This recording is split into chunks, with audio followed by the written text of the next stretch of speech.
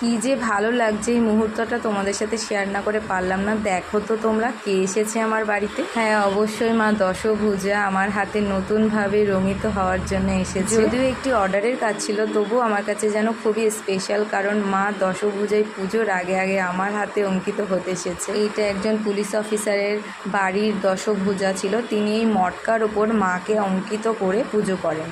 তো তিনি পুজোর আগে আগেই নেবেন, তো ডেলিভারিটা খুব তাড়াতাড়ি ছিল, তাই কাজটাও আমার খুব দ্রুত সম্পন্ন করতে হবে। ফুল রং করা ছিল এটা, তবুও সমস্ত কিছু আমি তুলে দিয়ে এর ওপর নতুনভাবে আমি আমার মতো করে রং করে দিয়েছি। তিনি বলেছিলেন তুমি তোমার মন মতো সাজিয়ে দিও আমার মা দুর্গাকে। আজকের ভিডিওতে সম্পূর্ণ ভিডিওটি দেখাতে পারবো না, এটা পার্ট 2 হিসাবে আমি পরে দেখিয়ে দেবো। আজকে যতটা সম্ভব দেখিয়ে দিয়েছি।